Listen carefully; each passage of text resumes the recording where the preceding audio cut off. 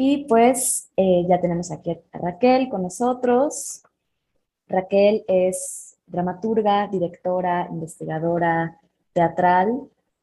eh, Dirige el Teatro La Rendija en colaboración con Óscar Urrutia Lazo. Es coordinadora colabora como directora en el proyecto Ruelas del FIT desde el 2014.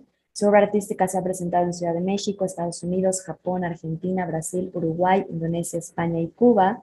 Organiza el Festival de Teatro La Rendija, Iberoamérica en escena de manera bianual y bueno, tiene muchos premios y distinciones como Premio Terry por Mejor Puesta en Escena por Don Quijotes, Historias Andantes, Premio a la Ciudad, a la Cultura Ciudadana en 2016, Medalla Javier Villaurrutia en el 2018, Premio Villanueva de la Crítica por El Divino Narciso de Sor Juana Inés de la Cruz en 2019.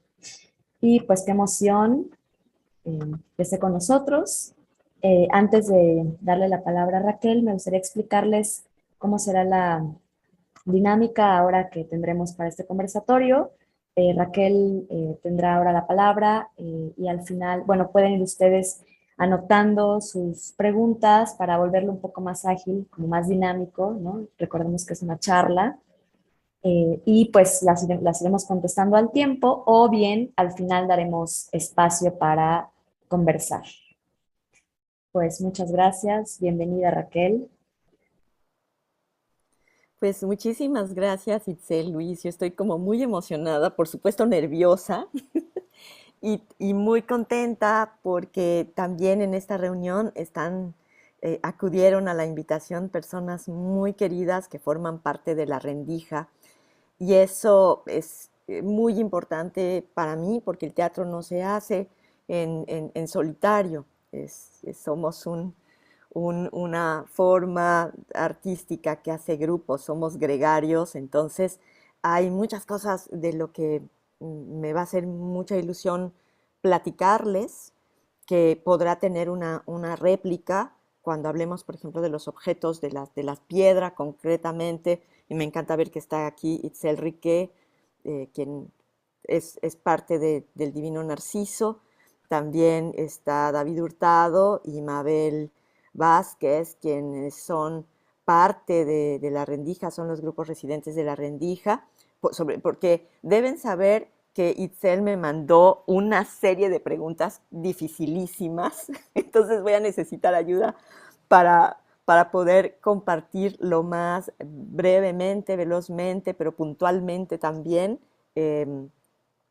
cosas que nos pregunta para este espacio de dramaturgias ambulantes y que me parecen muy importantes, sobre todo esta parte final sobre la programación y el teatro en Yucatán.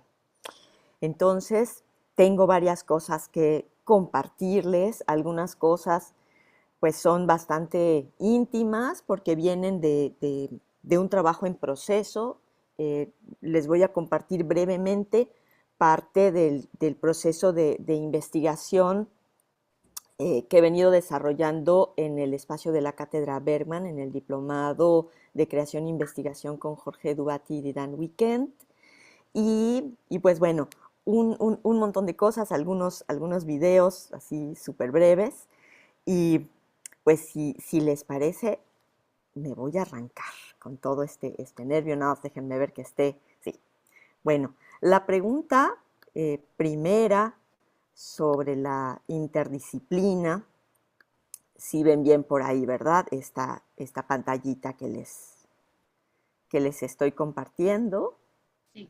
Sí, esta es una aplicación que me divierte mucho, que me gusta mucho, que es Miro, ¿no? Entonces, que permite poner stickers y una serie de cosas de una manera no lineal. Entonces, ahí de entrada, ahí yo creo que esta idea de la interdisciplina, que justamente puede ser conectiva, puede funcionar como un flujo, es algo de lo que me atrae mucho. Pero antes de entrar a ello, quisiera compartirles algunas definiciones, ¿no? Este, yo suelo ser muy dispersa, entonces me ha funcionado siempre hacerme tarjetitas, hacerme 20 post-its para recordarme ideas. Entonces, bueno, aquí Humberto Chávez Mayol, que es un fotógrafo, es un artista de la instalación, es investigador en el CENIDIAP y colaborador de La Rendija, ha asesorado varios proyectos. Tiene un artículo sobre interdisciplina y el artículo completo se llama Complejidad, Arte y Signo. Ahí hace una revisión un poco de la terminología, pues que ya es un poco viejita la terminología, pero nos es útil desde los 70. Y aquí lo que nos dice este señor que se llama Jimmy Shaw y Sisi Apte, nos dice que la disciplina es un conjunto específico de conocimiento susceptible de ser enseñado. Bueno, desde ahí ya entramos como en ciertos problemas, ¿no? Con aquello de si realmente se puede enseñar el arte, concretamente la dirección de escena y más allá de la técnica, ¿no? En el sentido de arte. Y bueno, que tiene sus propios antecedentes en cuanto a educación, formación, procedimientos, métodos y áreas de contenido. Nos habla que en el rubro de multidisciplinario podemos entender una yuxtaposición de diversas disciplinas que a veces no tienen relación aparente, por ejemplo, la música conectada con las matemáticas y la historia. Todo esto nos suena, ¿no? Todo esto es como, lo entendemos como súper bien. Lo que me parece interesante es como la forma en la que hacen esta taxonomía, ¿no? Pluridisciplinario es una yuxtaposición de disciplinas que se suponen más o menos relacionadas, como por ejemplo en ámbitos específicos, ¿no? Como por ejemplo las matemáticas con la física o las lenguas, ¿no? El francés, el latín y el griego, y pues ya de ahí nos podríamos ir a las filosofías del lenguaje, etcétera. Luego piensan en este momento la interdisciplina como una integración de dos o más disciplinas existentes. Tal integración puede ir de la simple comunicación de ideas hasta la integración mutua de conceptos directivos, metodologías, procedimientos, epistemología, terminología, datos y la organización de la investigación y la enseñanza, ¿sí? Que por lo general, y ahorita llegaremos a ello, y parte de la reflexión que me parece muy interesante de Humberto, es ya en el momento de lo práctico, ¿no? Como por lo general una disciplina termina siendo el eje organizativo y él hace otra propuesta a la que no entraremos ahora porque nos llevaría tiempo y necesitaríamos a Humberto para muchos de los apuntes que él hace. Está la idea de lo transdisciplinario, que establece una axiomática común para un conjunto de disciplinas. Por ejemplo, la antropología considerada como la ciencia del hombre y de sus logros, ¿no? O sea, como un paraguas abarcador que va a revisar. Después hay una clasificación un poco más actual de los años 90, donde nos habla de la pluridisciplina concerniente al objeto de estudio de una disciplina por varias disciplinas árabes, ¿no? Por ejemplo, la revisión menciona a Humberto de un cuadro de Giotto que puede ser estudiado desde distintas perspectivas, desde la historia del arte, sumando la física, la química, si se hace, por ejemplo, un ultrasonido del cuadro y se ven las capas, etcétera, ¿no? Sumando otras hasta historia de las religiones y otras que puedan ser acordes al estudio propuesto.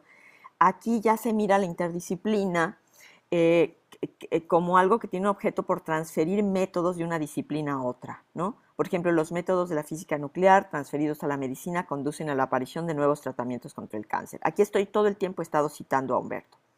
La transdisciplina tiene por finalidad la comprensión de un mundo presente desde el imperativo de la unidad del conocimiento. Se apoya en la existencia y percepción de distintos niveles de realidad y en la aparición de nuevas lógicas y con la emergencia de la complejidad. Perdón que aquí pero bueno, no vamos a corregir ahorita este post-it.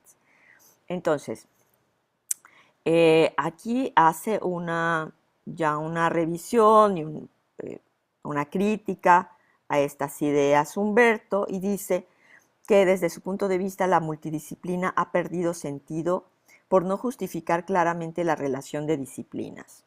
En la pluridisciplina los encuentros se dan por aproximación temática y o con la presencia de una disciplina. Ejemplo, en la interdisciplina hay transferencias de métodos y metodologías para la resolución de un problema común. La transdisciplina propone una axiomática común, la unidad de conocimiento con nuevas lógicas reunidas bajo el principio de complejidad. Nos dice que la interdisciplinariedad, eh, eh, el concepto que actualmente mantiene mayor vigencia y generalización modelística es el de la interdisciplinariedad, un punto intermedio en el trabajo de transformación, el cual se modifica adecuándose a las necesidades de cada institución y en su uso común integrado como un todo temático, las diferencias procesuales que hemos descrito en la clasificación terminológica. Pensar así la interdisciplinariedad rebasa en la actualidad el simple principio de la integración de saberes específicos y enfrenta la revisión de los marcos epistémicos que fundamentan las creencias de realidad y verdad planteadas por las lógicas binarias, porque él, como muchos de ustedes que lo conozcan, saben que él es un apasionado de Peirce, entonces hablará de la tricotomía y de la semiótica como un flujo constante que no se consolida en solamente las lógicas binarias y en un devenir constante de la semiosis. Entre tantos conflictos de conocimiento, donde nace la pregunta como una suerte de hipótesis que sustenta el trabajo actual, nos dice Humberto, podría ser que todo es relativo, mundo, saber y creación humanos, sustentados en múltiples realidades bajo múltiples verdades, y que el conocimiento crea núcleos diversos de interpretación sígnica que pueden configurar una experimentación más compleja e interdisciplinaria del mundo. Hasta ahí me quedo con las citas a Humberto y ya me voy a este reto que me pone Itzel para hablar sobre la interdisciplina. Para mí, yo me he cuestionado esto desde que me hizo llegar el correo Itzel y preguntándome sobre la interdisciplina, y pienso que realmente para mí, para nosotros, tiene mucho que ver con el génesis del proyecto, desde dónde nace, y para mí como artista, como individua, como creadora, me he dado cuenta de que tiene que ver con algo que deseo saber o aprender o compartir, poner a prueba, muchas veces entender. Por ejemplo, el divino Narciso, del que hablaré a continuación en otro diagrama, parte de la necesidad de, voy a dejar de compartir para poder verles, partió sobre todo de la necesidad de comprender a Sor Juana, de entrar en un diálogo con ella y ponerme como asignatura el trabajo con el verso, ¿no? Entonces, pues de ahí y enfrentar la palabra tan compleja, este verso barroco de Sor Juana, nos llevó al equipo de trabajo a echar mano de muy diversas herramientas. Y pasamos desde la revisión de la teoría del actor en red de Bruno Latour hasta otras múltiples cosas que seguramente al rato nos podrá recordar Itzel, por ejemplo, ¿no? Pasamos por Ileana Diegues, pasamos por diferentes formas de abrir el texto y de aproximarnos al trabajo corporal ya de manera posterior. Voy a compartirles otro diagramita. Miro, déjenme ver si ahorita me dicen si lo ven bien. ¿Lo alcanzan a ver? Que tiene unas fotitas. ¿Sí? Sí. Bueno, pues aquí, para no perderme mucho, aquí les voy a ir paseando, voy a irles leyendo algunas cosas, porque este hilo que pretendo hacer tiene un poquito de complejidad, ¿no? Entonces, para mí, la base de mi proceso actual, que son, bueno, ahorita hay como dos líneas de proyectos en los que estoy inmersa, que parten, curiosamente, y aunque parezca que no tienen que ver, del verso Selva que es mundo de Sor Juana. Cuando ella instala este verso en el Divino Narciso, nos hace pensar o nos revela, este es un parlamento de un personaje alegórico que es la naturaleza humana, que Sor Juana está diciéndonos que a través de esta selva, de este universo pastoril, donde se encuentran una serie de ninfas, dos de ellas disputándose el amor de Narciso, esta selva es el mundo que ella está representando a través de este encuadre de la escena. Por eso me parece fascinante este verso y esta visión metateatral que nos de la cual nos comienza a hablar Sor Juana en el Divino Narciso, y está llena de estas referencias, donde de pronto rompe la ficción y nos lleva a otros espacios de la mente y del cuerpo también. Voy a ir leyendo medio despacio y voy a ir paseándoles por este diagrama, que es un poco como mi mapa de la investigación en la que estoy, que como verán se va desde el núcleo, que es para mí la génesis de una serie de ideas que parten del Divino Narciso, a proyectos diversos, como es Profunda Piel, que es un blog que estoy trabajando y que espero poder tener en escena, aunque sea unas 4 funciones, unas 4 presentaciones con mi tía Adita, que es una señora muy mayor y que ahora nos cuidamos mutuamente, vivimos juntas. Y también un proyecto del cual también aquí ha sido parte David Hurtado, que es coordinador de algunas producciones de La Rendija, como es Picnic, y no sé si por ahí está Pedro Maza, que también ha sido parte de ello, y otras revisiones personales, y se conectará con algo que hablaré al final mostrando unas fotografías, que es el proyecto en curso que estamos montando de La Maldición del Anillo de Maribel Carrasco. Todo esto parece que no tiene nada que ver una obra con otra, y pues aquí lo que les voy a compartir es íntimamente cómo se vincula todo esto, ¿no? Entonces, eh, les voy a leer este breve texto. Dice: intento desbordar una máquina abstracta, como un juguete de ideas desmontables y recursivas, para desterritorializar mi memoria sobre la puesta en escena del Divino Narciso, ¿no? O sea, volverla fresca, volverla viva, ¿no? Más que una obra de teatro, ha sido un proceso de establecimiento de mi persona como artista investigadora. Es este un fragmento de un proceso de trabajo en el marco del Diplomado Internacional en Creación e Investigación de la Cátedra Bergman, coordinado por Jorge Dubati y Dan Weekend. A partir del taller de escritura de textos académicos, esta última, de Danwi, tiene un texto interesantísimo, que si a alguien le interesa luego se lo puedo pasar, donde ella hace una alusión a la idea del archivo vivo, y yo comienzo a instalarme de esa manera como un archivo vivo, despertando mi cuerpo al llamado vibratorio de las aves en el jardín de mi casa, y me pregunto hoy día si es posible hacer teatro en un mundo colapsado. Kent dice: sin embargo, pienso que además de involucrarnos en el ámbito de los haceres de la escena, cuando esto es posible porque muchas veces no lo es, convertir el cuerpo en un laboratorio de autopercepción para la investigación implica también hacerlo partícipe en el encuentro con el archivo vivo, concebirlo como un productor de archivo y un articulador de memoria de la escena. Así, mi cuerpo se abre como archivo de memoria, a sabiendas de que al hacer memoria, la autoficción toma lugar. Me voy a ir yendo por acá. Este es...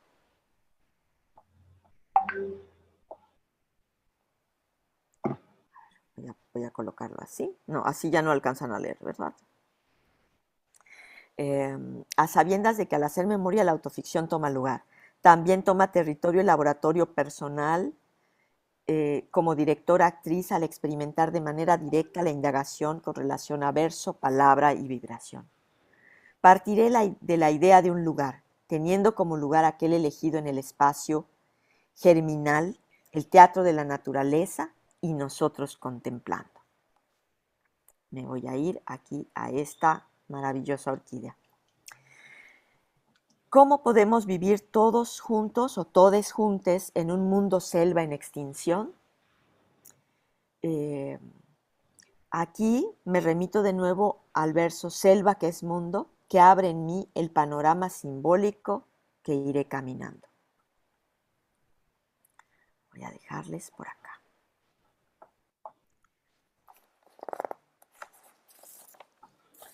Teatro de la Rendija Es la organización escénica creada por un grupo de estudiantes en el Colegio de Literatura Dramática y Teatro de la Universidad Nacional Autónoma de México, a finales de los 80. Nos reunimos para dar cauce a una forma de investigación para la escena que tuvo como eje la autobiografía. Partiendo de las propuestas de Gabriel Báez Carrington, que él denominó teatro personal, los que formábamos el grupo comenzamos una travesía en la que la palabra en escena configuró una poética autobiográfica documental. La Rendija ha perseguido el uso de la palabra desde las escrituras del yo hasta el verso barroco de Sor Juana Inés de la Cruz en la puesta en escena de la loa y el auto sacramental del Divino Narciso. En ese cúmulo de experiencias de más de 30 años, se van conectando por el medio y generando en un archivo memorioso las diversas maneras en las que estilos y conceptos teatrales abordaron su existencia efímera de voces, ecos del pasado, como una cartografía perceptual que trazando flujos regresa a mi cuerpo las palabras emitidas. La palabra territorializa y el cuerpo fluye por mesetas de escenas y tareas, de coreografías y cambios de vestuario. La actriz es flor que vibra y deviene humana.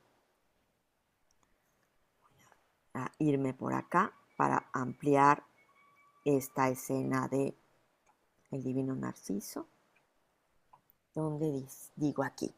La actriz vibra y deviene flor, diablo, tierra e incluso humane.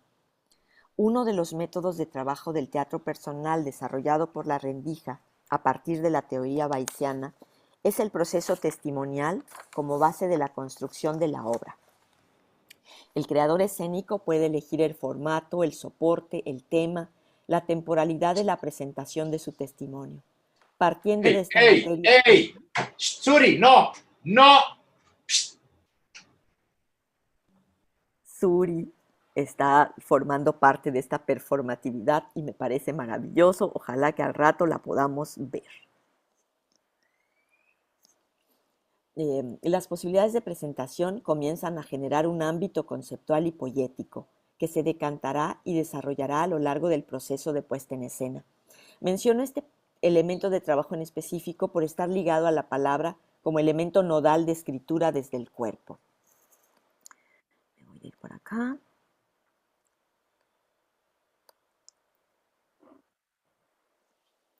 Esqueje 1. Los esquejes son estos trocitos de planta que nos sirven para generar otra planta, ¿no? O sea, si tiene 5 nuditos la ramita que van a arrancar, la pueden poner en agua para que salgan raicecillas o directamente en la tierra dependiendo de las estrategias de supervivencia de la planta y ya tendrán otra planta nueva. Así que aquí pongo este esqueje 1. El testimonio como confesión. Fue una reacción a la escucha de la palabra en el teatro. La palabra emitida en escena puede tener características de camuflaje, de buen decir, de recitado o de banalidad también. El testimonio en escena sin escritura previa contiene el poder de atención de una confesión. En contraste con la palabra aprendida, la potencia que necesita desplegar el performer en situación de testimonio está preñada de una decisión creadora desde el vacío, de ponerse en abismo.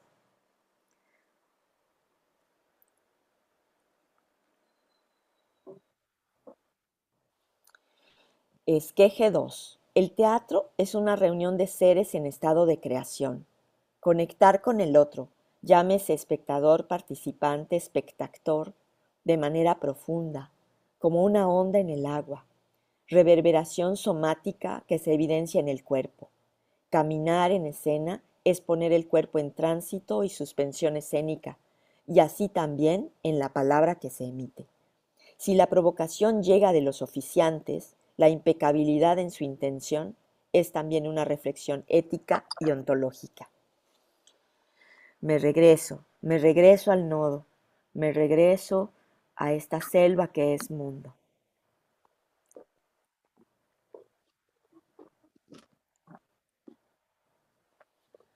La oración selva que es mundo es desde la primera vez que la pronuncié mentalmente al leerla, una línea de fuga en el sentido de abrirme a recorridos internos que desbordan, destejen el universo de la obra que la contiene. Al enunciar la palabra selva, mi imaginación me lleva inmediatamente a la selva baja del oriente de la península de Yucatán, la selva maya.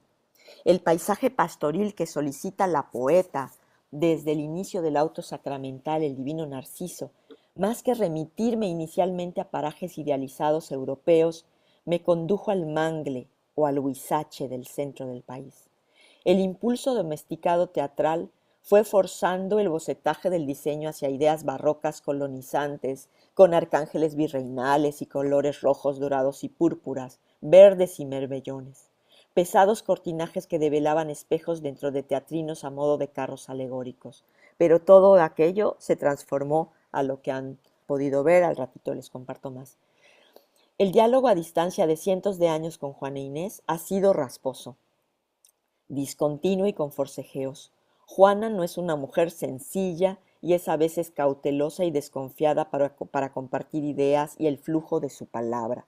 Pone escollos en la colaboración y como una perla en una ostra no se abre fácilmente a la vista y el sabor salado del molusco es un gusto que se adquiere. Palabra en el cuerpo, la mía expuesta, la de Juana encriptada. Dos mujeres bastardas sin permiso de palabra. Miro a Juana Inés como el personaje ficticio más allá de su biografía por medio del cuerpo de su texto. La intimidad radica en decir sus palabras, su poética somática. Proceso de identificación y distanciamiento, la leo y no la veo, pero excavo y me veo a mí. Voy a regresar en un momento más a este mapa un poco, que es como el mapa que me va a permitir ir siguiendo esta madeja de ideas que les estoy queriendo compartir. Y voy a, permítanme, déjenme ver aquí cuál es el video que les quiero mostrar. Entonces voy aquí a mostrarles con relación a la palabra y cuerpo y mi exploración personal. Perdón, voy a quitar esto porque siempre se me olvida que debo de compartir con el audio. Ya, ahí está. Ok. ¿Sí escuchan? Sí. Sí.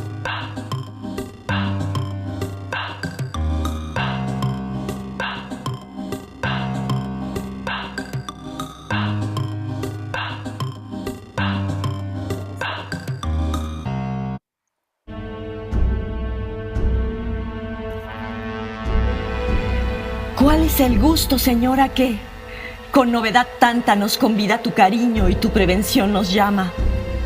Pues es cierto que después que mi hermano, en quien estaban de tu reino y de tu amor fundadas las esperanzas, murió de los atenienses a las cautelosas armas.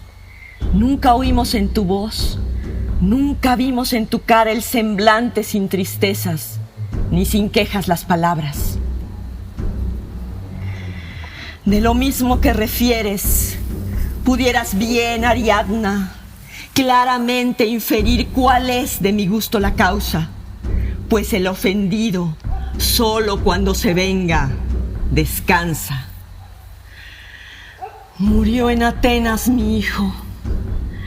Ay, infeliz prenda amada, no el referirme avergüence tu muerte, que no desaira su queja quien la pronuncia a vista de la venganza, y aunque mi valor pudiera haberle dado a mi saña bastante satisfacción, pues a 3 años que airada mi justa cólera tuvo Atenas tan apretada, que después de otros partidos la forcé a que me entregara todos los años por feudo 7 doncellas gallardas y 7 nobles mancebos, aquellos a quien tocara la suerte entre todo el reino, sin que de entrar en la infausta suerte tuviese ninguno excepción, ni reservada aún la persona del príncipe y las infantas, para cuya ejecución ministros de confianza cada año a Atenas envío, que echen suertes y el que salga fuercen a venir a Creta, donde tengo en las entrañas del Minotauro el sepulcro que mi enojo le señala. Y aunque pudieran templar en parte mi enojo tantas malogradas juventudes, cuyas vidas desdichadas, más que alimento a la fiera se lo han dado a mi venganza, he quedado satisfecho nunca, que no se restaura con muchas que no lo son una frente coronada, hasta que hoy, que la fortuna, para Atenas tan contraria cuanto favorable a Creta, hizo que la suerte airada en el príncipe cayese, porque en iguales balanzas, si fue príncipe el difunto, lo sea el que satisfaga con su infeliz muerte, y no quede Atenas vana de tener príncipe, cuando por su causa en Creta falta. Muera Teseo, y con él mueran de su infame patria las que en su valor tenían bien fundadas esperanzas, que no poco lisonjeo mi enojo al pensar que acaba toda la vida de un reino reducido a una garganta.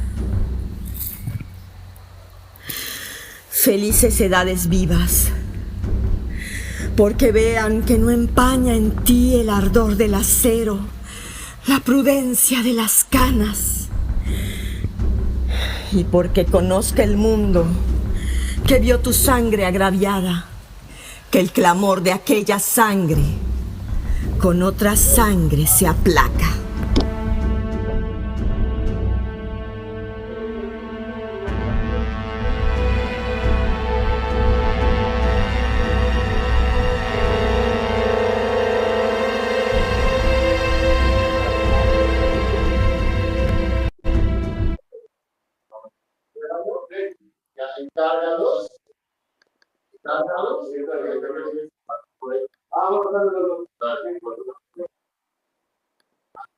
Ok, voy a quitar esto y ya vi la hora, Itzel, y esto es una cosa terrible porque ya estamos contra reloj, ¿verdad?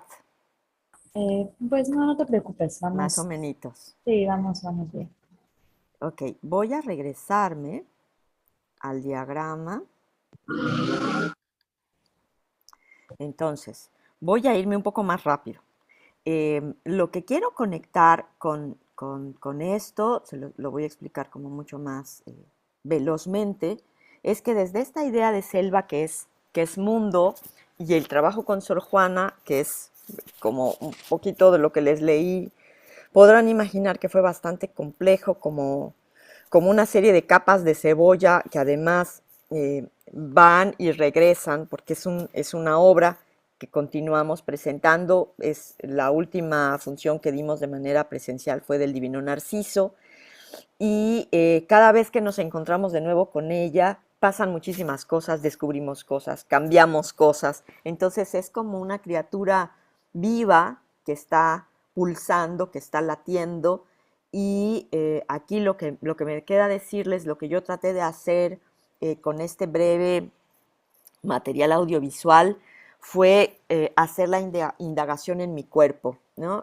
Con otro texto de Sor Juana, un trabajo que hicimos en la pandemia, más o menos recientemente, eh, pues fue encontrar ese trabajo de la vibración, o sea, qué pasa con la palabra en el cuerpo, porque al trabajar con un grupo de actrices tan potente, me hace muy feliz decirlo, es un grupo bellísimo de actrices en el Divino Narciso. Todo el tiempo hay retos que nos estamos preguntando y estamos cuestionando, entonces para mí era importante también poner en mi cuerpo la palabra y sentir esa vibración. Esta idea de la vibración tiene que ver con una idea del llamado, que es una idea también que tomo de alguna manera de Didangui. Tiene que ver para mí con el mundo de lo no humano, con todos esos otros seres que nos habitan, dentro de los cuales habitamos, con los que nos consumen y consumimos, y ese llamado sobre todo de las plantas, de los pájaros, del proceso también de representación en el universo vegetal y animal, que es parte de las ideas también de Gabriel Báez y de lo que en los años 90 fue su teoría de la representación, que es una pena que él no haya continuado con esa indagación, porque me parecía una respuesta muy interesante, mexicana, con relación a los otros estudios teatrales que se hacen en el resto del mundo. Entonces él hablaba de la representación desde un eje biológico. Entonces a mí me parece fascinante. Estas orquídeas generan una serie de colores que atraen a determinados insectos para su polinización, pero realmente es una performatividad porque no producen el néctar para alimentar a los insectos. Entonces a mí eso me parece fascinante y es parte de las indagaciones en las que se están cruzando hacia profunda piel, que es un proyecto que por aquí les mostré temas que estaré abordando, que estoy abordando en un proyecto con mi tía Dita, que es la persona con la que estuvimos pues ahora aislados en la pandemia. Por el momento es un proyecto que aquí hay un guión, ¿no? Un guión de lo que se va a convertir en el libreto de trabajo, y esto lo hemos trabajado en un proyecto de residencia también que se llama Profunda Piel, con Ana Lucía Ramírez, con Juliana Muras, y fue parte del último Festival de la Rendija. Entonces yo comencé, entonces si verán, ¿no? O sea, parto de Sor Juana para llegar a un universo vegetal, esta idea de esta selva, este llamado de lo vegetal, y desde todo aquello que es para mí muy personal y sin duda autobiográfico, desde Sor Juana como un personaje histórico, pero también como un personaje muy íntimo. Yo creo que no hay una intimidad mayor que decir las palabras de otro, ¿no? O sea, hay un conocimiento profundo entre nosotros, aun cuando no estemos juntos en tiempo presente, ¿no? En este mundo. Y bueno, Profunda Piel se ha convertido en un blog por el momento. Creo que sí se los puedo mostrar ahora. Aquí está, todavía no está, digamos, por decir, publicado en las redes ni nada, todavía está siendo alimentado, y es más que alimentarlo como una pieza en sí, es como también un mapa de trabajo, ¿no? Como habrán visto en el mapa que les planteé hace un rato, ¿no? O sea, hay una serie de temas que atraviesan la relación entre ella y yo, como la relación con los no humanos, es el vínculo, curiosamente, que tenemos ella y yo con las especies somos especies de compañía. Ella es la única que me va a poder revelar cosas en este proceso en el que estamos de conversaciones entre ella y yo, sobre mi familia, mi nacimiento, las mentiras en la familia y las cicatrices, ¿no? Ella y yo no tuvimos hijos, entonces ese es parte de los temas. Y bueno, aquí hay un poco del material. Pretendemos o intentaremos tejer una hamaca, que no creo que nunca llegue a existir, porque ella ya no se acuerda cómo tejer una hamaca. Entonces todo va a ir, todo va tejiéndose y destejiéndose, ¿no? Con relación a los seres no humanos, a nuestra relación. Aquí hay parte de las entrevistas con ella, de las preguntas que le hago. Y bueno, y la pregunta que digamos que sería el siguiente llamado después de selva, que es mundo, es cómo podemos vivir juntos en este mundo colapsado de que estamos viviendo, la sexta extinción de especies, ¿sí? Entonces, bueno, aquí de manera implícita estoy respondiendo una serie de preguntas que me hizo Itzel. Itzel me preguntó sobre la dramaturgia y la narración desde la interdisciplina, la actuación y la interpretación desde la interdisciplina y los procesos creativos desde una perspectiva femenina, ¿no? Entonces, Aquí me gustaría callarme un poco. Ya hice una verdadera madeja de cosas, tengo más materiales de videos y demás, pero yo siento que ya me recontrapasé de los 40 minutos de conversación. Entonces me encantaría continuar tejiendo con ustedes este, la conversación. Quedan dos puntos que, como les comenté al principio, a mí me parecen súper importantes, que tienen que ver con el proceso de compañía, con el trabajo en un espacio escénico independiente y cómo funcionamos, nuestros retos, nuestras dificultades.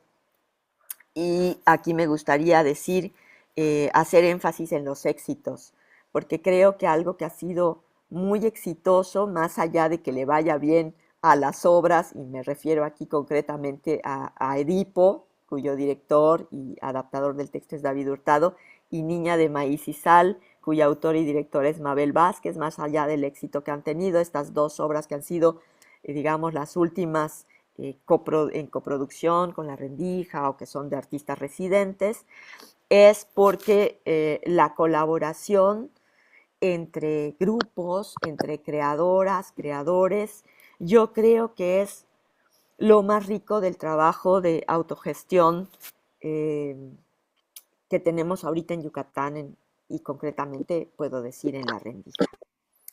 Entonces, pues ahora sí que en medio de esta madeja, de esta charla no lineal llena de ideas de pronto muy complejas que apenas son como la puntita del iceberg y otras dichas llanamente, pues tomemos la madeja para seguir andando este laberinto por donde ustedes quieran.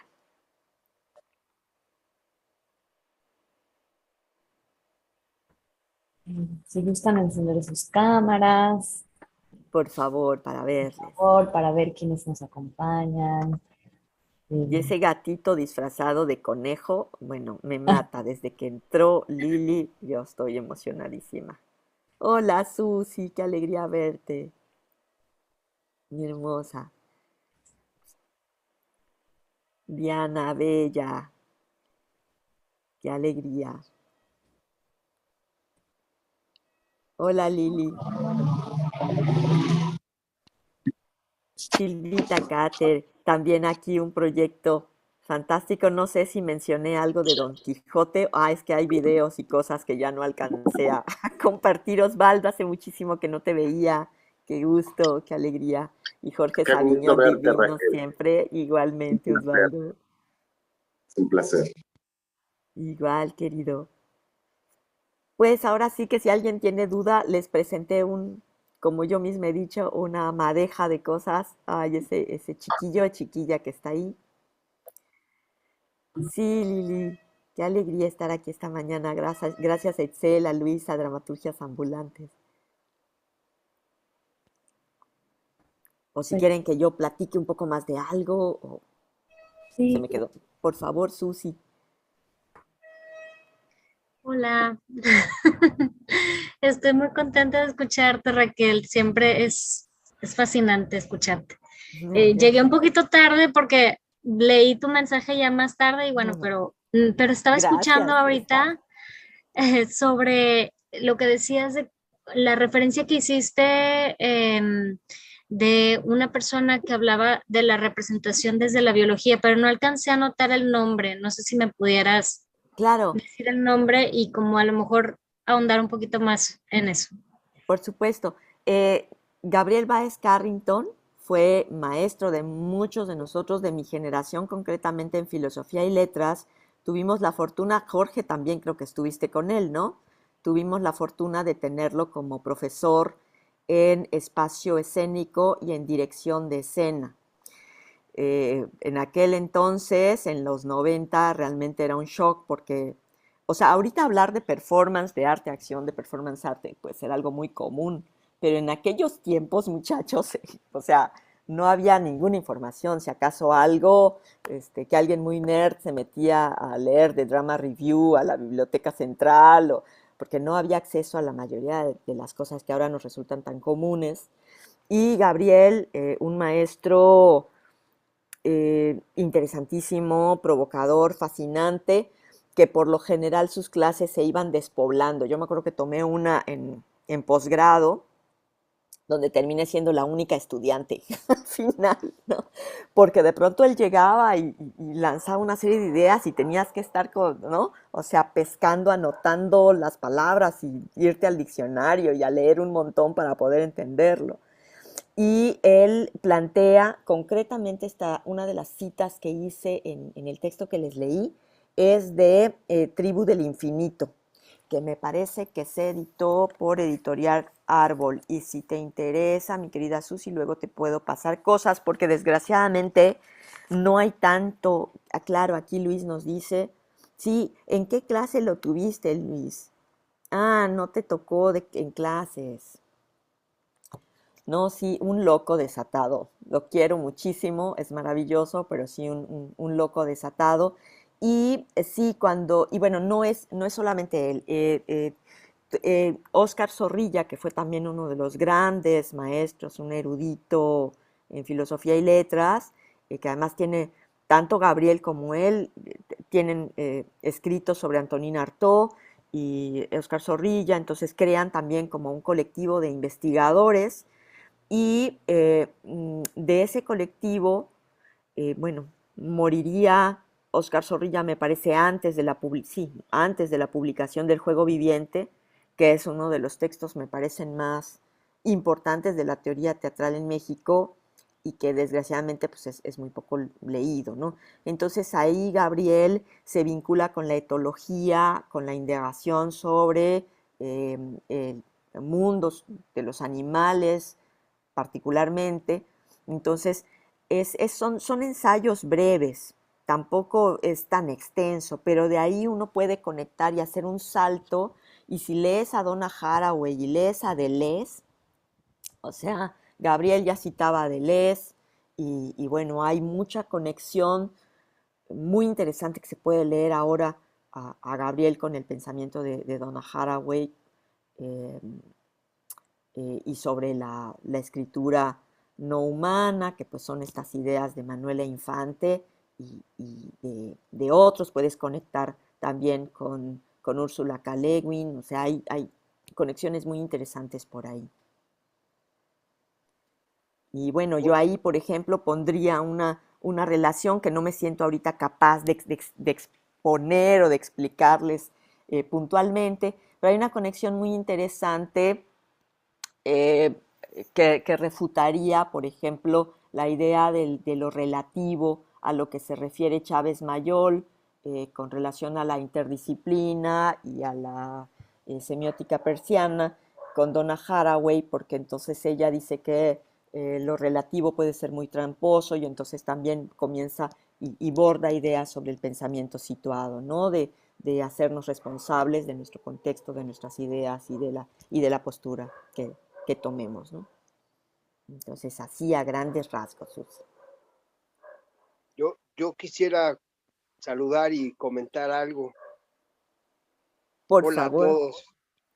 y Bueno, luego María. hablando de Gabriel Báez y hablando de transdisciplina, interdisciplina y todo esto, en la revista Escénica de enero-marzo de 1985, el número 10, Gabriel publica una investigación que se llama El cerebro ritual, que es muy interesante porque hace un análisis con expertos de muchas disciplinas sobre el recorrido de los neurotransmisores en el cerebro durante los rituales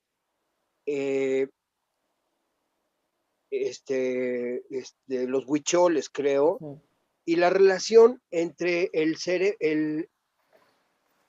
ojo de Dios, que es esta imagen, este como gorro que usan con un tejido que parece como un ojo cuadrado, romboide, y él dice que ese ojo de Dios en resumen de lo que yo recuerdo, es un mapa del recorrido que hacen los neurotransmisores en el cerebro, pero Wow. lo interesante es la interdisciplina y cómo vincula a neurofisiólogos y antropólogos, biólogos, en un momento en que eso era verdaderamente una vanguardia, no se acostumbraba a vincular a tantas disciplinas en un trabajo de investigación escénica. Así es, sí. Sí, Yo creo que eso o sea, es que Gabriel, yo creo que se puede conseguir eso en PDF, pero bueno, es otra información sobre el trabajo de Gabriel Weiss, que también ciertamente yo estuve en ese taller, y no solo se iban yendo los estudiantes, sino también los compañeros nos iban excluyendo, porque decían que nosotros éramos de la clase de Gabriel Weiss, y sí. como que no les gustaba que nos metiéramos en tantas honduras. Sí, éramos rarísimos. Sí. De hecho, estuvimos en un espectáculo que dirigió Gabriel de una obra que él escribió, que es una adaptación de un texto alquímico que se llamaba Las bodas químicas de Christian Rosenkrantz. Sí, lo recuerdo. Y su padre, el Chiqui Báez, nos tomó fotos que nunca vimos. Y que es un texto complicadísimo, escrito al final de la Edad Media, al principio del Renacimiento, por Christian Rosenkrantz, que es un personaje entre mitológico e histórico, y es un texto, pues, de alquimia pura. Sí, sí. Sí, recuerdo bien esa lectura, Jorge. Has traído a mi mente lindos recuerdos. Sí, hablando de la interdisciplina o transdisciplina o multidisciplina, la verdad es que no entendí la diferencia y seguiré con la duda. Está bien, mi querido Jorge. Ya te pasaré el texto de Humberto. Él, a final de cuentas, lo que hace es cuestionar, ¿no? O sea, o sea, se plantean diferentes clasificaciones, pero lo que él siempre está debatiendo es cómo interactúan y cómo se relacionan entre sí. Y bueno, él ya plantea diversos modelos desde la complejidad primero, cuando le encantaba a Edgar Morin, y ya después con Peirce, con la semiótica. Pero Mabe levantó la mano hace un ratito. Tengo Sí, una duda gracias. nada más, después de Mabe. Oh, ok. Sí, ver tu mapa mental, ¿no? De alguna manera, e incluso emocional y es expuesto, me llevó a pensar, Raquel, en lo importante que es documentar, registrar cada cosa, cada pensamiento, sobre todo cuando se hace un teatro como el que tú haces, ¿no? Que está siempre cargado, lleno de tu persona, de tu esencia, de por dónde van tus pensamientos, y siempre está vinculado, ya sea con un texto que se esté escribiendo para ese momento, o con un texto como el de Sor Juana. Me quedé pensando en lo valioso e importante que es el poder documentar, ¿no? Cada pensamiento, cada sensación, cada emoción para ir construyendo. Me parece maravilloso y tener la oportunidad un poco de acercarnos a ti y a tu pensamiento a través de este rizoma, ¿no? De cómo tú has ido construyendo toda esta idea. Y también me hizo pensar en mi propio proceso, de repente cuando decías que tal vez pudiera parecer que una cosa no tiene que ver con la otra, pero es que realmente me parece que funcionamos así, ¿no? Siempre algo nos toca y nos detona otros múltiples pensamientos, ideas, preguntas, y no siempre tenemos la capacidad de tomarlas, de resguardarlas para después preguntárnoslo de nuevo. Y yo creo que tú en ese aspecto tienes una gran disciplina, o sea, veo tu trabajo y tienes una gran disciplina para tomar esas preguntas y decir, voy a resguardar esto y después llegar de nuevo ahí y hacerme preguntas. Y de ahí materializar lo que estoy pensando. Y Pero eso Mabelita, me o parece sea, me está maravilloso. hablando la persona más disciplinada que yo conozco. Y a mí me parece, o sea, muy interesante, por supuesto, esta provocación de estar haciendo los mapas y de estar con los textos, o sea, se lo agradezco a Dubati, ¿no? O sea, porque yo, o sea, todo esto que les mostré ahorita en el Miro lo tengo en 20 libretas. Bueno, si ven aquí es una bodega de libretas que es mi rincón, donde están tengo pues por ahí como, y solamente aquí porque en bodega tengo un caos. Aquí solamente tengo 2, 4, 5, tengo 10 cajas de plástico solamente con el siglo de las mujeres, el proyecto Ruelas, que ya no les alcancé a hablar del teatro comunitario, de Narciso, de Amores más Laberinto, donde están las notas, y todo está luego muy disperso. Entonces, con Jorge ha sido muy, muy lindo su insistencia, que cuando, si han estado ustedes en sus charlas, o sea, ya verán que él se pone muy mal cuando alguien dice, es que ya tiré el libreto, o ya tiré el archivito, o ya tiré, ¿no? Pero lo que ha sido muy rico con él es, y con Didanwi, ha sido armar, ¿no? Y tratar de tener esta disciplina de no dejar que se nos vaya. O sea, yo pienso, por ejemplo, en todo tu proceso de Niña de Maíz y Sal y cómo ha sido el proceso con Vero para hacer la traducción de los textos y todo, que quien haya visto Niña de Maíz y Sal, si no la han visto, se las recomiendo muchísimo. Bueno, tendrán que venir a Mérida porque ya pronto va a ser presencial, que ya esperamos con ansias ese paso. Pues es un proceso también muy íntimo y que cuestiona también el ser maya, quién es más maya que otro, cuál es el asunto del mestizaje, el color de nuestra piel, cómo se enuncia, cómo se pronuncia, si se mantiene sin subtitulaje, ¿no? O sea, quién es la actriz, el actor que va a hablar en maya, transponiendo su cuerpo a la figura. Quienes no han visto Niña de Maíz y Sal, es un precioso teatro de papel con unas, si de pronto Mabe tuviera en algún ratito imágenes que nos pueda mostrar, es bellísimo. Entonces, de pronto cartografiar todo eso, pues todos lo hacemos en nuestra cabeza, pero de pronto poder bajarlo y organizarlo, yo creo que es algo que, que nos debemos en el teatro mexicano, porque en muchos otros países de América Latina sí lo hacen. O sea, los argentinos, los uruguayos, los chilenos, los brasileños. Y como que a nosotros nos queda mucho en deuda hacerlo, por eso es fantástico que Dramaturgias Ambulantes nos convoque a estos conversatorios, porque de algún modo nos obliga, ¿no? a armar y a traducir en palabra o en diagramas, o cuando menos recopilar nuestras fotos y videos, ¿no?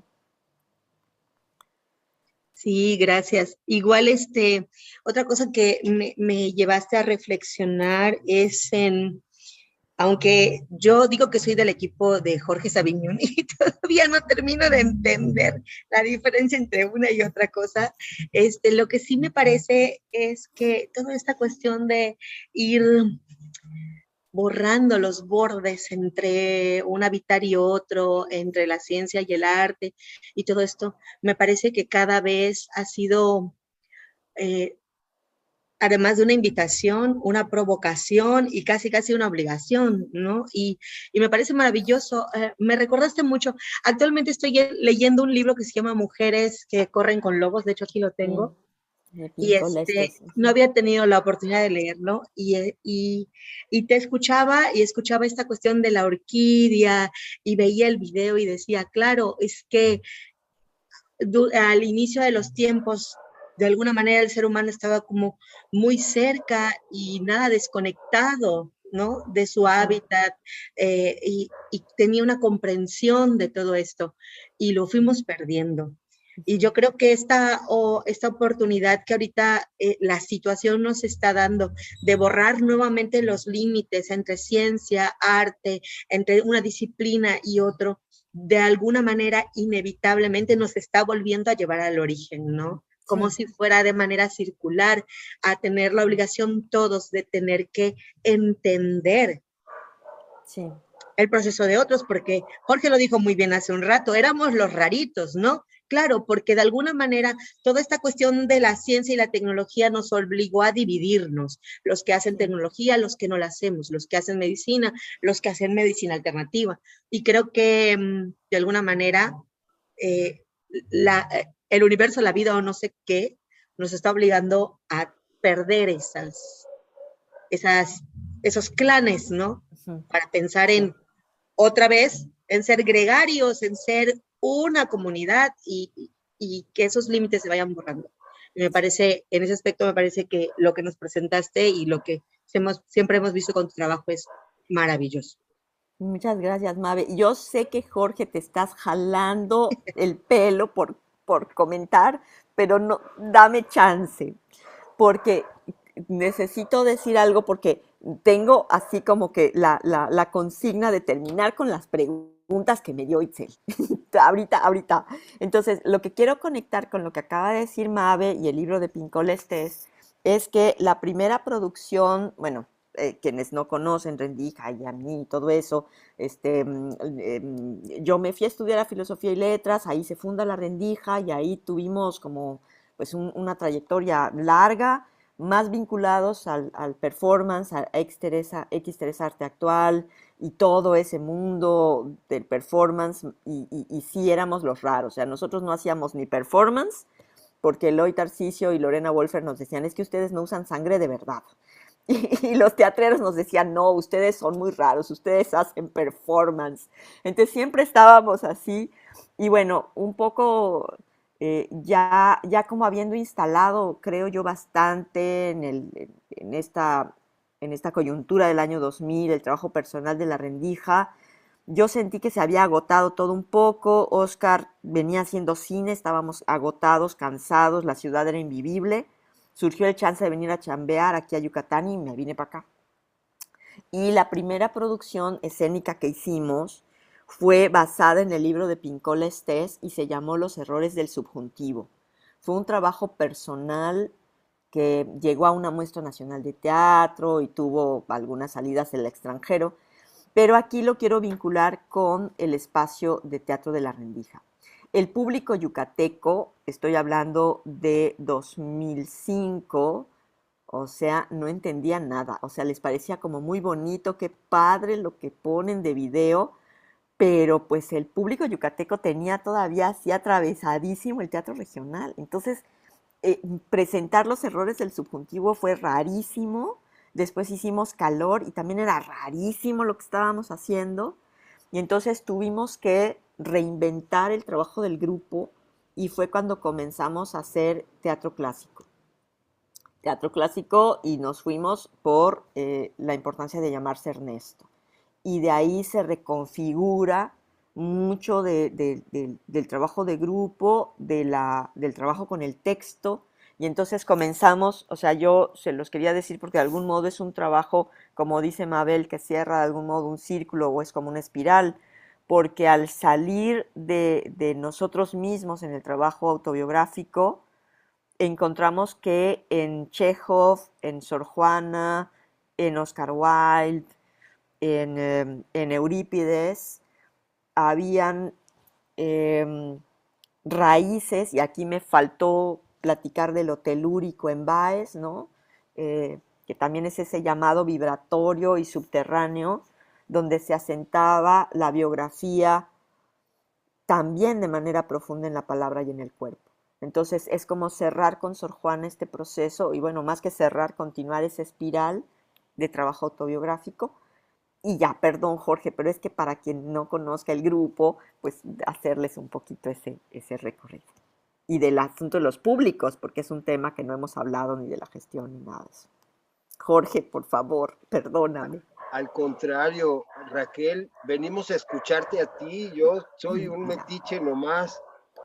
Oye, pero bueno, tengo una duda y una reflexión.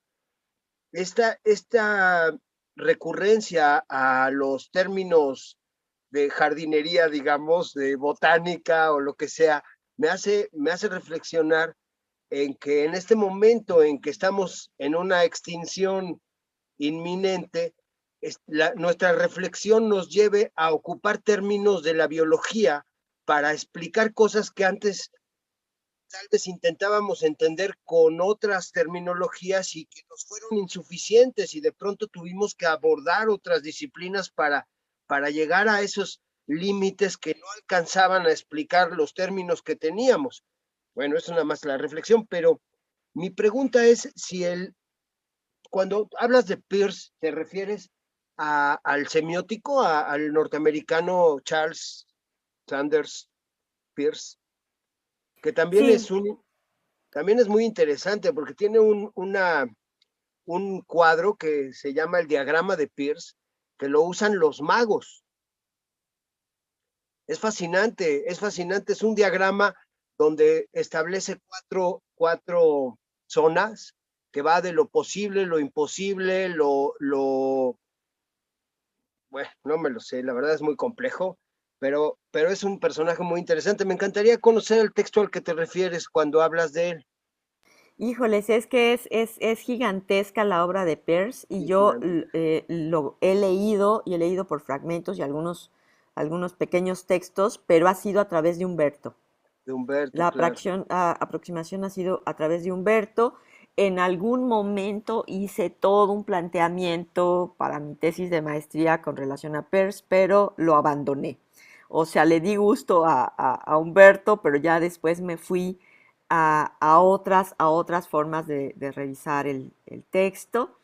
Y lo de la jardinería, sí tiene mucho que, bueno, mi familia tenía una granja, entonces la relación con la vida, la muerte, o sea, que la abuela mate el pollo en la puerta de la cocina para prepararlo, o sea, pues para la gente que vivimos en el campo, que hemos tenido esa relación con la vida, la muerte y el consumo, pues las cosas cambian un poco de cuando de chiquito ibas al súper, ¿no? Entonces, y la cuestión con la botánica, pues es algo sí, sí te puedo decir muy corporal, que a muchos, ¿quién no intentó sembrar una lechuga o una zanahoria ahorita en la pandemia? ¿No? O sea, estamos con esta cuestión de la inquietud, yo creo que más que en ningún otro momento sobre el consumo responsable, sobre, o sea, cómo estamos viviendo. A mí no se me dieron las zanahorias, y los pepinos se los comían las orugas y las mariposas, pero la relación reencontrar esta relación en el jardín, me hace pensar en Mauricio Cartún. Mauricio Cartún como él se dice a sí mismo, es dramaturgo y jardinero. Entonces, es leerlo y leer sus posts en Facebook. Cuando estoy muy deprimida, me regresa el alma al cuerpo, ¿no? Y él dice, cuando parece que todo es un caos, hay que salir y meter las manos a la tierra y todo vuelva a cobrar un cierto orden, o cuando menos te vuelve a colocar a ti en una perspectiva humana en medio de este universo en el que estamos existiendo.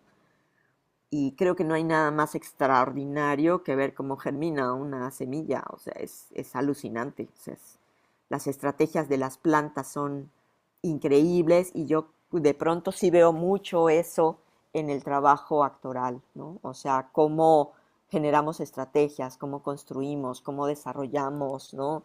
Ramificamos, florecemos, ¿no? Es, Me parece muy, muy interesante ese llamado, ¿no? Y por favor, pues también aquí está David y también, querido Osvaldo, qué gusto. Y por favor, gracias. Por favor, alguien que quiera comentar, aquí está también David, Itzel, pero también alguien que no nos conozcamos y que quieran preguntar algo, por favor.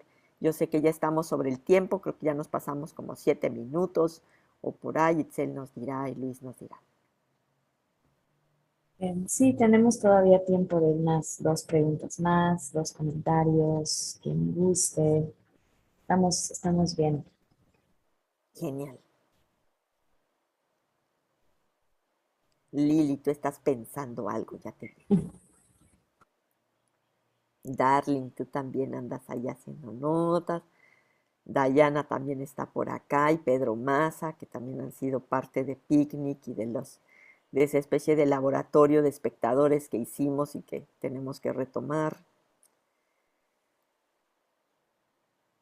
Priscila, que no nos conocemos. Yo Alejandra. quisiera comentar una cosita. Sí, por favor, Buenas Darling. tardes a todas y a todos. Justo pensaba mucho en esto de la interdisciplina, en la actoralidad, en la construcción de los procesos. Yo soy egresada de la ENAT. Sí. Y bueno, o sea, como que este concepto de interdisciplina a mí me llegó justo después, ¿no? Saliendo sobre todo de la escuela, eh, porque empezaron a haber una serie de cuestionamientos propios con respecto a cómo operar, digamos, con todas las inquietudes y esta marejada de ideas que venían surgiendo de observar el trabajo no solo de los y las teatristas, porque bueno, mi enfoque en ese momento estaba puesto ahí, porque, ¿no? Quienes conocen la escuela de teatro sabrán que es súper absorbente, ¿no? ¿No? Todo el día, todo el tiempo. Y justo cuando empezó en mi pensamiento a rizomarse, ¿no? Como empezar a observar en la plástica qué sucedía, ¿no? O sea, porque cuando hacía improvisaciones me interesaba muchísimo más que cayera una gotita de agua y que se escuchara un sonido más que mi cuerpo presente todo el tiempo y así. Y pues eso, o sea, como que todo este bagaje que nos compartes sobre tu trabajo en Sor Juana, que además yo soy súper admiradora de Sor Juana, entonces decía, claro, de las primeras cosas que me volaban la cabeza en el pensamiento interdisciplinario era justo Sor Juana, ¿no? Yo decía, esta mujer estaba completamente ahí, completamente ahí. Y este descubrimiento con el paso del tiempo creo que fue interesante. A mí cada vez me gusta más entender menos respecto al concepto en tanto concepto, ¿no? En cuanto a estructurarlo, porque creo que coincido con varias creadoras y creadores en que por supuesto es necesario teorizarlo y aclararlo como para poder explicarlo y compartirlo con más gente y seguir avanzando en la conceptualización de cosas, ¿no? Pero pienso que desde el cuerpo, desde esta materialidad, ¿cómo entendemos ese otro teatro o esa otra escena, o como cada quien le quiera nombrar, en donde abrazar lo diverso que tienen las artes, lo diverso que tiene el comportamiento humano, más que las artes, el comportamiento humano, ¿no? Es decir, creamos a partir de imágenes, creamos a partir de luces, creamos a partir de cosas que van pasando sobre la piel, ¿no? Entonces, pues nada, solo decir que ha sido muy...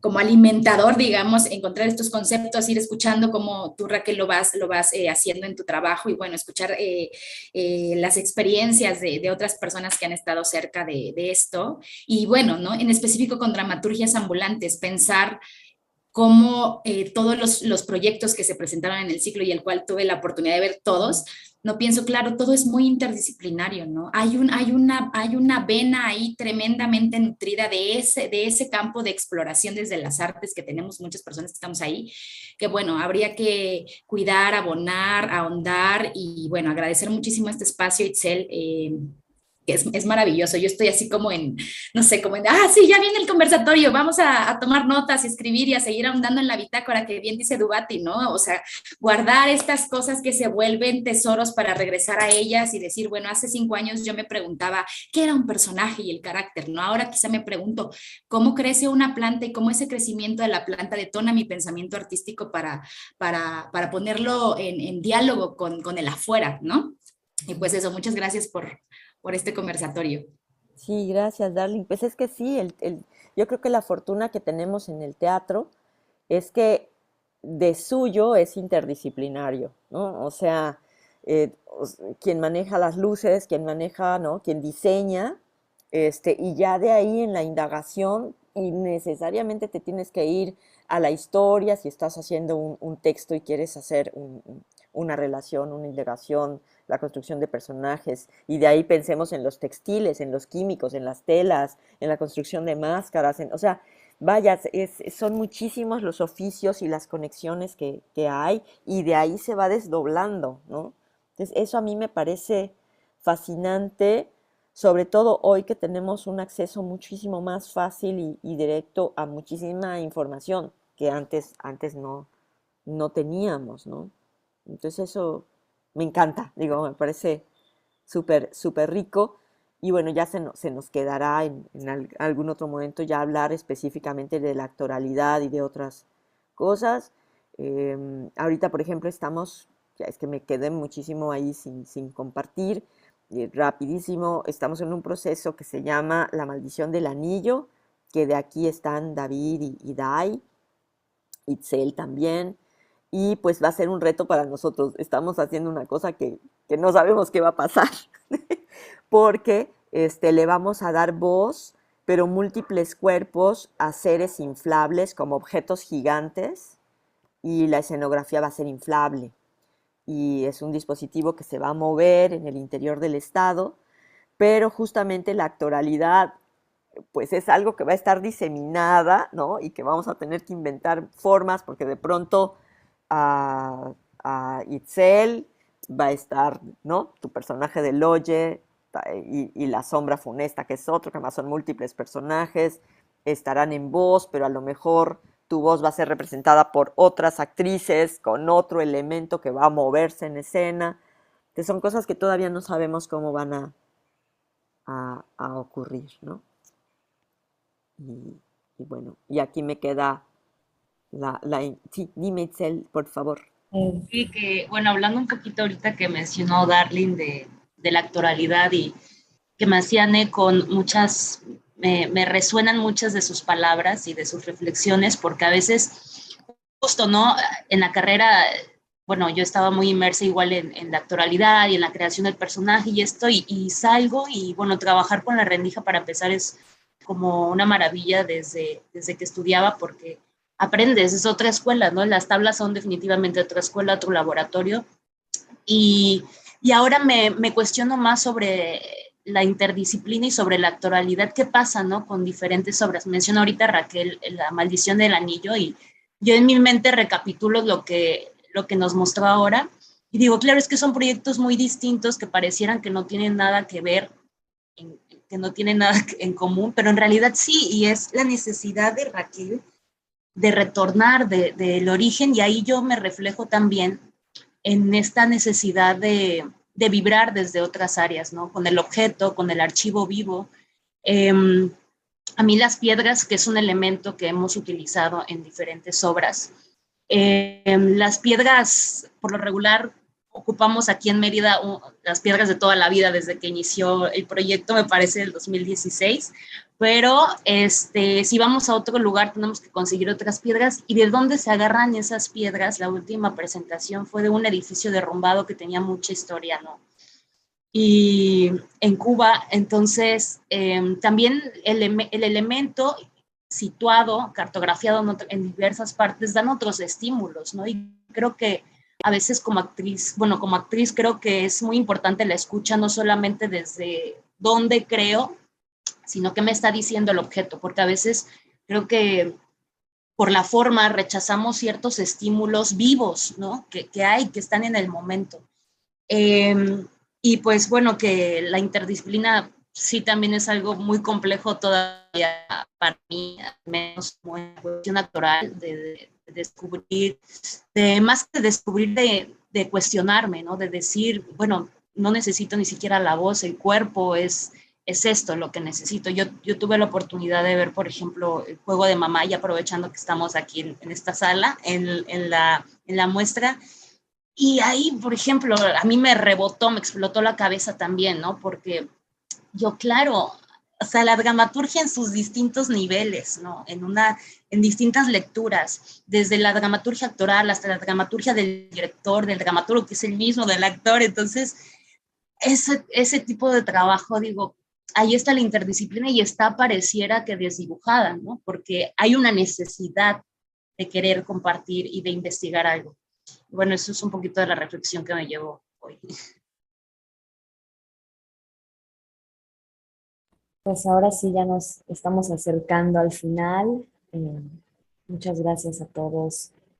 Justo fue muy hermoso ver cómo las preguntas, bueno, todo iba con este tinte de abordarlo desde lo femenino, ¿no? Y de alguna forma, desde este rizoma inicial, como las respuestas fueron, bueno, sí, armándose, ¿no? Y nos fueron llevando, pues, poco a poco a este conversatorio, a estas reflexiones, se fueron sembrando y germinando. Y bueno, también me lleva un viaje al tiempo.